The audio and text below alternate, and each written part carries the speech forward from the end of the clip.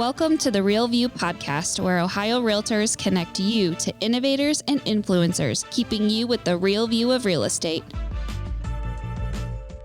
Whether you're a broker, agent, first-time homebuyer, industry leader, or just happen to stumble upon our podcast today, you can expect to hear tips, tools, tricks, interesting information, and so much more from the experts in Ohio's real estate game. Hi, everyone. Welcome to today's episode of The Real View. I'm your host, Allison Wiley. Carrie Arblaster, our co-host, is unable to join us for today's episode, but that's all right. We will continue on without her. Joining me today is Julie Back, who has been one of the top President Sales Club award winners in individual transactions for a few years now. We'll get into that in a little bit, but Julie is a realtor in Cincinnati, Ohio. Julie, thank you for joining me today. Thank you.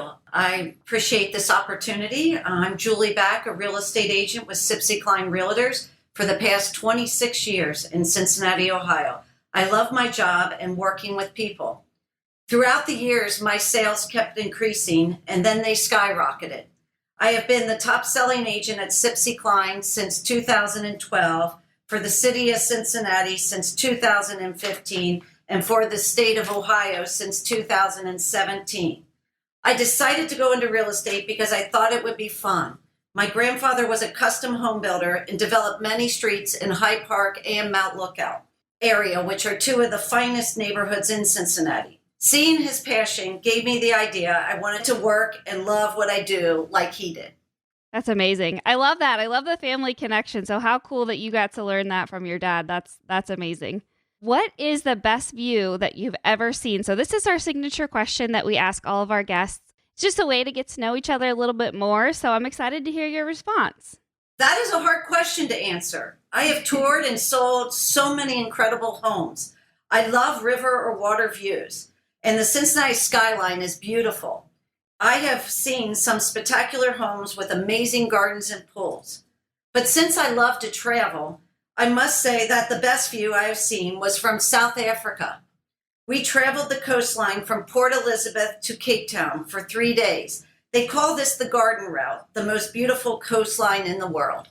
That sounds amazing. Wow. So cool. Have you just visited there one time or have you been there multiple times? Yes, I've been to South Africa once. It was a fabulous trip. We were gone almost a month. We started up in the Sibcy Sands, which is in the middle of South Africa. And then we flew out of the Sibcy Sands. We did the big game reserve. So you are guaranteed, the top 5 of the big animals. And then we flew to Port Elizabeth. And Port Elizabeth, Cape Town is the most beautiful coastline in the world, they say. And it was from Niger. And it was just phenomenal. I don't know how to explain it, but when you see it, it explains it all. And then, Cape Town is just an amazing city that a lot of people have not traveled to, but it's, considered one of the top cities in the world. Well, and you said you've been there for a month. So, I mean, it makes sense because isn't that flight like ridiculously long? Yeah, it was 18 hours from Atlanta. We spent 5 days up at the Sibcy Sands, the game reserves. Then we flew out and then we did Port Elizabeth to Cape Town. And that was probably 3 to 4 days. And then we spent 4 days in Cape Town and did all the fabulous sights. Then we flew out of there and went up to Victoria Falls, which is one of the 7 wonders of the world, and spent, I think, 2 or 3 days there. So it was an amazing trip. I wouldn't trade it for anything, but I love to travel the world. And I've seen a lot of pretty views, but that one was one of the most amazing. That sounds amazing, beautiful. Trip of a lifetime for sure. I'm sure you'll never forget that. Okay, so I know we mentioned this before, but you've been at the top of the President Sales Club Award individual dollar volume category for a few years now. And we were chatting before we started this recording, and you mentioned this is just on me. I don't have a huge, team of people backing me up. This is all you. So tell us how you do it. Well, I'm very focused with my job. I am up early, getting my day organized every day. And I always say the key is discipline. If you don't have discipline, you're not going to attain your goals. Everyone has the idea of goals, but where they fall is they don't have discipline. And I'm very disciplined. I look at my schedule every day and I'm like, what needs to happen now? And then I decide what needs to happen now. And then it's categorized as what's going to make the money that day. Because you can get in real estate, you can get discombobulated with 100 different things that aren't going to make you $1. So I always try to start my categorization every morning of what I need to focus on to bring in the sale. And that's prioritization. You know what I mean? Looking at this is the most important thing I need to do today, like you said, to make that money. So yeah, that's great. I stay in constant communication with my buyers and sellers. That's key. I know who to call, email, or text. They all know I will take good care of them. I think that's the reason I have so many people I work with and have so much repeat business, because I really take care of them and stay on top of it. Like this morning, I spent probably 5 to 10 minutes emailing or reaching out to my clients saying, hey, it's this time of year, there's not many showings, or I'm really sorry that you keep having to leave your house because your house is so busy. Our inventory is really low in Cincinnati. So in my marketplaces where I really specialize in Indian Hill, we used to have 180 active listings. We're plus or minus today 18. And 10 of those listings of the 18 are what I call paper listings, new construction. They haven't been built because there's going to be a new development in Indian Hill, which hasn't happened in years. So our inventory. That's insane. Yeah. Wow. So, multiple offers are happening. I had an offer on a listing last week in Indian Hill. I have the offer in place. I had a backup offer for about 40,000 more than asking. And then the second backup offer was for about 60. So it's you buy it as is. It's a whole new world. We haven't had a seller's market in Cincinnati, I don't even know what, 15, 18 years. It's sort of fun, but then it's a whole new deck of cards to deal with. Yeah. And on top of dealing with, something we haven't seen in 15 to 20 years, we're also living through a global pandemic, which just throws a whole other wrench into things. So how has this year been different, or the same for you in your business, dealing with COVID-19 and all the challenges that this year has brought? Well, we are all so lucky that real estate has flourished during the pandemic. I remember thinking to myself, am I going to go out of business? Am I going to be able to make any money? Because we're independent contractors. So if you don't sell, you don't make. It's not like the paycheck comes. Right. But my business increased by over 20% through the summer. And I had record sales, highest sales ever in the city and the state the year before. So I've done better than that by 20%, which to me sort of blows my mind, but take it while it lasts. Yeah. It's a good thing. I don't think it's going to be this great forever, but I'm going to keep working and trying. Yes. That's just been an amazing thing to me, because I remember probably March, April, I didn't know what was going to happen like the rest of the world. And then I was like, oh my God, people keep calling. People must be home, And then I realized on my high end, all the executives were home that were never home. So they're looking at their houses and they want contractors, or they want to move, or they want to renovate or add on. It was just, the real estate and construction world has just flourished with the pandemic, which is good for us, because there's a lot of people my heart goes out to, the restaurants and the hospitality industry. That's just really sad what's happening there. So I have a lot of compassion for that. And I'm thankful that our industry was not damaged by the pandemic. For sure. And that real estate, was declared essential so early on in the beginning of the pandemic, and that we were able to work. And, like you said, home is more important now than ever. We are being told to go home, stay at home. So the fact that, we are able to provide that to individuals now more than ever before, I think is really cool. And that's an interesting point that you touched on about, people being in their homes more and realizing okay, wait, we have that time to pause and look around and, realize where we live and make those changes. So that's actually a very interesting view. I never thought of that before. So, the other big key is interest rates. I'm having clients lock in 30-year fixes below 3%. The lowest I've seen since the person said they do private banking with one institute. They had a 15-year mortgage locked in at 2%. That's unheard of. I remember when I bought my first place, I thought I got the best rate because it was single digit. It was like 9.75. If I told someone they were getting 9.75 interest rate, they wouldn't even buy today. And then I have clients that tell me about when they have 14 and 15 and 16% interest rates. I don't think anyone could stomach that after what we've seen. And we all thought it was a low when it was at 5%. So interest rates have also been the reason why I think the market has flourished so much. And I think it's across the state, if I'm not mistaken, and Oh, across the yeah. country. Yeah, and I think they're projected to stay low too. So, I mean, that could only continue into 2021 from all the projections that all these economists have been doing is that, yeah, these are probably going to hang around now, which is just crazy. It's making homes more affordable than they've ever been, which is great. Yeah, I So, like it all. It's all good. I just yes. want to lose the mask. Yes. And I want people to get healthy again. It's a little scary out there right now because, they tell you how you can get it, but you're not exactly sure because there's people who show up with it and, they've been at home. It's just, I don't know. We're on times, uncharted water and it's a little scary. And, you worry about the elderly because if they get it, they don't have as much a chance to live. And that worries most people because they have parents and grandparents. Yeah, Or for sure. people So that have they have immune deficiencies. what has that been like for you working, with this in mind? Have you changed the way you approach your business? Is there additional precautions that you go through now to make sure you and your clients stay safe? Yeah, I mean, when I show a home, I always have a mask on. I try to be cautious. I try to stay away. I try to touch as least possible in a house. And then personally, I really don't go out if I'm not, in an outside environment. I don't really want to be closed up in a home. I, just want to be careful for my clients so I can keep working, which I've been able to.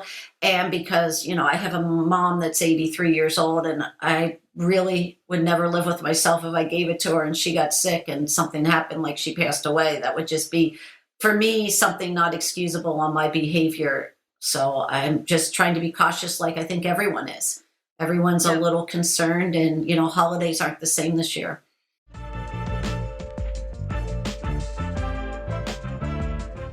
This episode of The Real View is brought to you by the Ohio Association of Community Colleges. Ohio's network of community colleges provides accessible training that accommodates the busy lifestyles of aspiring real estate professionals at half the price of a traditional university. With convenient locations in every part of the state, as well as online options, Ohio's community colleges are your smart choice for pre-licensing education. For more details or to start the journey to a real estate career, visit the education page at ohiorealtors.org and then click on the pre-license course locations. Yeah. Yeah, it's been awful. I know I missed out on Thanksgiving with my family and, Christmas we're all trying to stay in the house as much as possible so we can be together for that. But yeah, it's been a challenging time, for everyone, but great news with the vaccine is on its way and hopefully They did the first shots in Cincinnati to our front line in the hospitals today. So that was exciting. And I guess in a few weeks, they'll do the second shot. And Modernum's coming out, I guess, gets approved this week and probably in the next 2 weeks, Johnson & Johnson. So all is on the up and up, I feel. And hopefully by summer, we will have a healthy country again and world. I last year at this time was leaving to go to Cambodia, Vietnam, and Thailand. When I left December 23rd, I had not heard of, they called it corona in the beginning, coronavirus, and then they called it COVID. When we got over to Thailand, we heard a little bit, then we went to Vietnam. And by the time we were leaving, we were hearing a little bit more, and I didn't even know what it was. But when we flew in to go back to the States and we were in Guangzhou, which is a Chinese airport, it's in China. Long story short is my mom said to me, "What's wrong with these Chinese people?" I said, "Nothing's wrong with the Chinese people." She said, "Get your head out of your phone and look up." We were getting off the plane and I wanted to go to like the Delta room or Crown room because we had a 2-hour layover. And I look up and I realize why she thinks something's wrong with them. They all had like space helmets on, Oh my gosh. like a big plexiglass helmet over their heads. Wow. And I was just like, I told my mom, I said, I was calling it coronavirus then. Yeah. So I did not know how serious it was. But then by January 7th, I had a listing appointment and my client was president of Huffy Bikes in the United States, which is based out of Dayton, Ohio. And he said he was going to be home because his 3 manufacturing plants in China were shut down because that's where they make Huffy Bike. And I was like laughing. I said, I just wanted that pink Huffy Bike that I saw as a child. I didn't even know they made Huffies anymore. There was a store in Cincinnati called Swallow's, and every time we'd walk in, that big pink Huffy Bike was right at the front entrance, and I wanted it, but I never got it. You need to have him get you the hookup now as your I client. feel like I had 2 big signals that this was going to come to the United States, but I had no clue. I've never worried about my health because I've always been in good health, but it's been a new awareness that I think myself and the rest of the world is more appreciative of everything we had and how we did things. That's so true. And I remember I was in Puerto Rico the last week of February. So, I mean, we were like, this is 2 weeks before everything hit the fan, and I remember I'm waiting for my flight to come back to Columbus, and my mom is texting me, you should be wearing a mask. Do you have hand sanitizer? This coronavirus is out there. It's funny how we changed the name of the sickness throughout too. It was always coronavirus. Now it's COVID. I remember her saying be careful. You need to be aware. And I'm like, Mom, be quiet. What are you talking about? You're overreacting. You don't know. Yeah. We're never going to hear from this again. This is just going to be, a few days in the news and whatever. So yeah, I don't think that, at least I know myself, I was not ready or prepared for what happened. And it's how naive of me to think that oh yeah, we're going to shut down for, a month in March and April. And then by the fall, packed football stadiums, concerts, everybody will be back to normal. It's looking back, you're like, wow, we had no idea what was coming. No idea. I remember sitting in a closing at the end of February, and it was probably might be the largest sale I had, both listing and represented the buyer. I'm sitting at the closing down at a law firm in downtown Cincinnati, and I was like, I don't need to say anything. There's 2 attorneys. I'm just sitting there in the meeting like a fly on the wall, just I'm smiling and saying nothing. I just want to, get my settlement statement and everything. And I was just sitting there thinking to myself, wow, real estate's going to be phenomenal this spring, and the economy's great, and everything in the world's great. And, I was just thinking all this. And then 2 weeks later, I wasn't sure what was going to happen to real estate, but we found out it was a necessity, and we rocked through the spring, and it kept getting better. But at that time, 2 weeks later, after that closing, I wasn't sure. I was wondering if I was going to make any money. Would I even be able to go out? Things just kept getting worse. By April, we were in at least a complete shutdown in Ohio, mandated by the governor. So I feel fortunate that, we had those mandates, and now, with the virus revving up, I think, it'll slow down here with the vaccination coming on board. And that's all we can hope for. But yes, we are very grateful. Our industry has remained pretty much unaffected by this, and is almost stronger than ever before, which is awesome.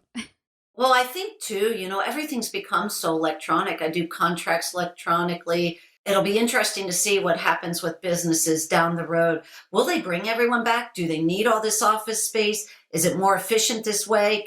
How do they save money?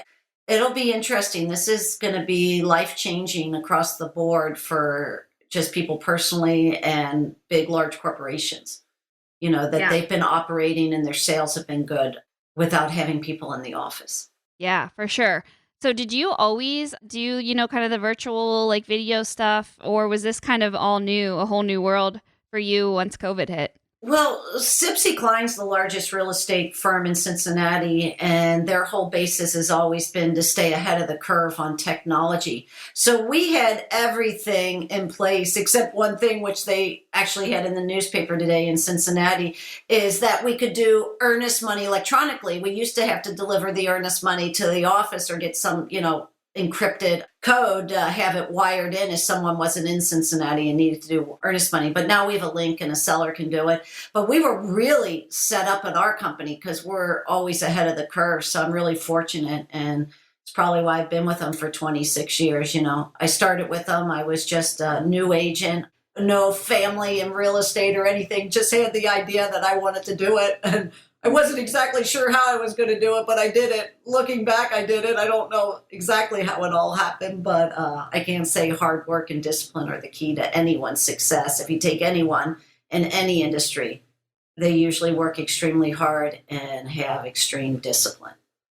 And I think that goes to show, I mean, you being with them for over 20 years, your commitment to them and as well as their commitment to you. So that's really an accomplishment and also something to be proud of on top of, all your other wonderful achievements. Thank you. Yes. And I know, so you kind of almost answered this, but I didn't know if there was anything more you wanted to add. But what advice would you share with realtors hoping to achieve your same level of success? You need to work hard in this business. You need to be responsive. Calling someone back 2 days later just doesn't cut it these days. I can't tell you how many agents I call and they can't get back with me.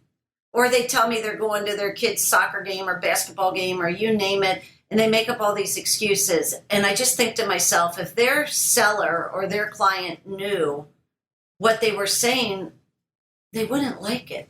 So my key is, and people always laugh, they're like, "What?" Because I answer my phone all the time. If you called me, I'd pick up if I could. And I always answer my phone. So I think that's a big key, answering your phone, being responsive and getting back. Because in this day and age, if you don't answer, they're calling the next person.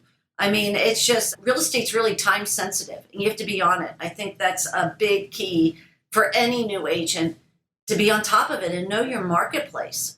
I'm always shocked when I talk to newer agents in my office. And, I had the largest new construction development lot sales in Hyde Park. And this agent was on phone duty and didn't even know where it was at. I mean, I was just totally blown away. I'm like, this is not even a mile from our office, and didn't even have a clue what this project was. So it's always amazing. I always say, learn the areas, drive them. I'm always driving. If I have like 15 minutes after a showing and I'm in an area I haven't been, I drive the streets, I go up and down, I write down things. I'm just always trying to stay on top of the marketplace and what is going on. And that's key. You have to know your marketplace. Saying I don't know doesn't work. You should say, I will find out. Yes. That's how you answer the question. Love that. And it's so true in this world that we live in. Everyone is used to things being instant. I mean, we have so much at our fingertips. We can access, a world from our phones and get any, bit of information we want with a few clicks. So the fact that, that's how we are trained to live in this world that we live in. So, I think the fact that clients and people that you're working with expect the same, as they're working with a real estate agent or a realtor, expect the same thing. So that makes total sense. Great advice. I think another thing is that there's so many part-time agents and they don't look professional. For me, that means being always dressed for business in case there's a last-minute meeting. First impressions count.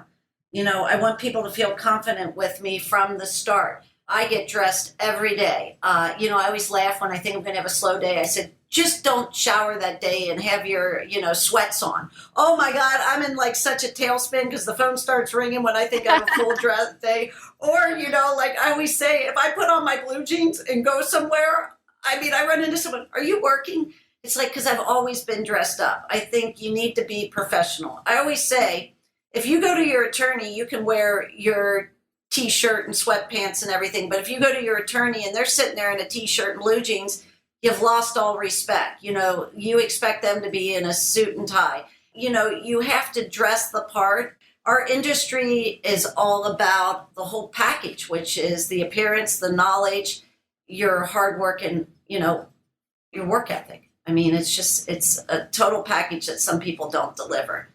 Yep. I love that. So also important, and clearly ways that you have found success by following these great rules and bits of advice. So thank you for sharing that. So I want to wrap up with one final question. And this is kind of broad, but I figured I would ask it anyway. What does real estate mean to you? Real estate to me means home. We help people with one of the most important things in their lives, and that is very rewarding.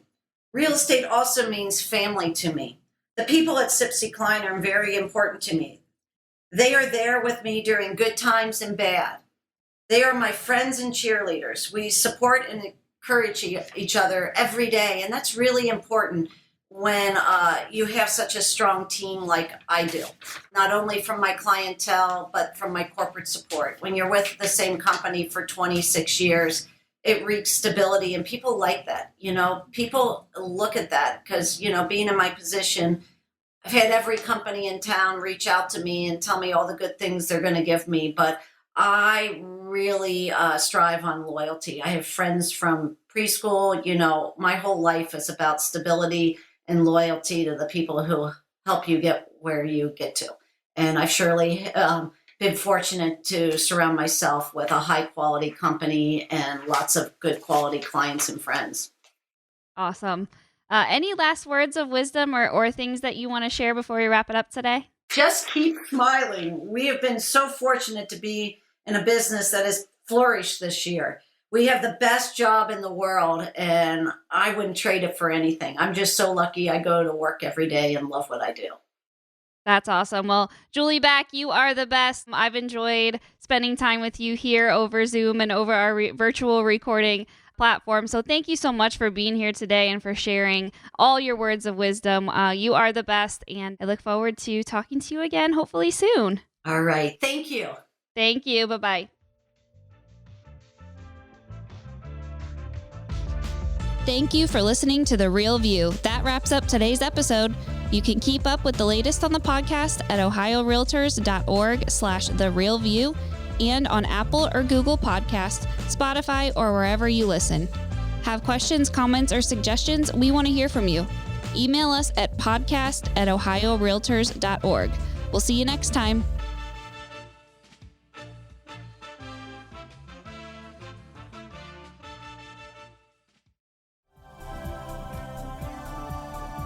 This has been a Humble Pod production. Stay humble.